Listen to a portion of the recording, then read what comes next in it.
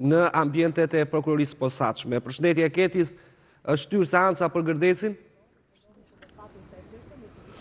Po Narsil, pra ka qenë një seancë e përcaktuar më herët që çështja e Gërdecit do të bëhet çdo të enjte, por siç kemi raportuar, zoti Mediu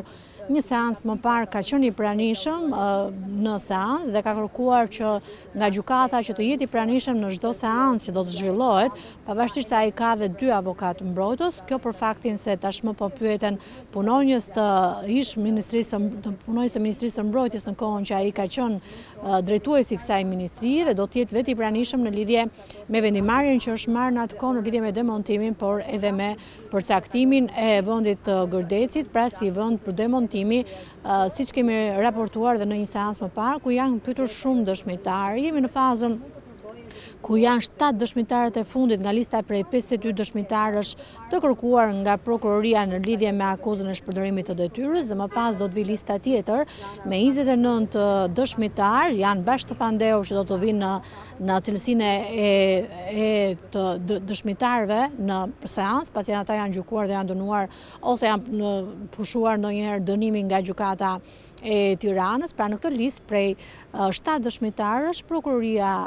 e posaçme kërkoi që në seancën e radhës të thirren edhe 2 dëshmitarët e fundit që nuk ishin thirrur nga kjo listë. Bëhet fjalë për djalin e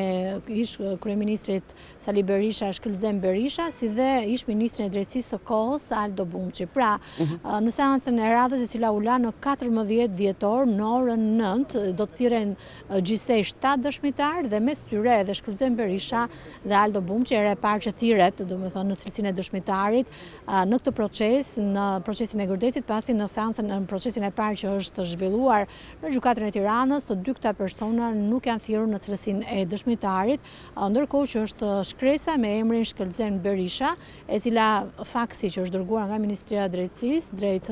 Ministrisë së Mbrojtjes, ajo që ka bërë që të thirren dhe këta persona të japin edhe versionin e tyre në lidhje nëse kanë ndjeni me këtë shkresë apo jo. Pyç për çështjen Gërdeci është dhe ish generali Luan Hoxha. Kur pritet paraqitet ai? A do jetë ai pjesë e dëshmitarëve thirrur nga ana e SPAK? Padyshim, është në listën e dëshmitarëve, siç e theksova, janë 52 dëshmitarët e parë, të cilët të paktën kanë dieni në lidhje me rrethanat e ngjarjes në momentin e shpërthimit, familjarët e viktimave, por edhe persona të tjerë që kanë lidhje me VKM-t e nxjerra në ato kohë, por më pas do thirren edhe persona të cilët janë dënuar dhe gjykuar një herë nga gjykata e Tiranës, pra dhe vendim që është lënë në fuqi deri në gjykatën e lartë. Zoti Luan Hoxha është një prej tyre, pra është një nga ata persona që do thirret në cilësinë e personit që ka si dëshmitar në këtë proces, pra është në listën e dëshmitarëve të thirrur, madje ndoshta dhe thirrja e Shkëlzem Berishës ka lidhje edhe me thirrjen e Luan Hoxhës, pasi siç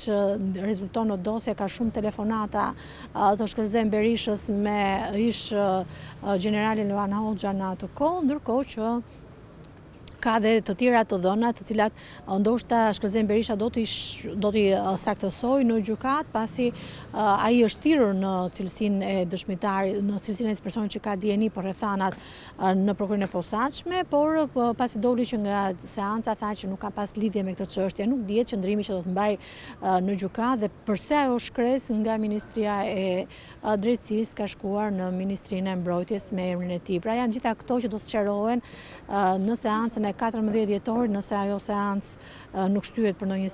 ndonjë arsye tjetër, ndërkohë që gjykata ka marrë parasysh dhe kërkesën e zotit Mediu, i cili ka kërkuar që seancat mos zhvillohen çdo të enjte, siç është parashikuar më herët nga gjykata, por të caktohet një datë tjetër ose një ditë tjetër, pasi kur nuk ka seanca parlamentare, dhe gjykata ka duke e marrë këtë sugjerim të zotit Mediu, u ka kërkuar palëve që të përcaktojnë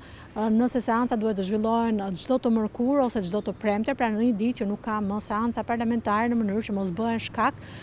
për shtyrjen e procesit siç ka ndodhur ditën e sotme. Mirë, faleminderit Keti Panushi, do të jemi sërish më vonë në tjera lidhje të drejtë për drejta. Shkojmë në Lezhë, pasi sot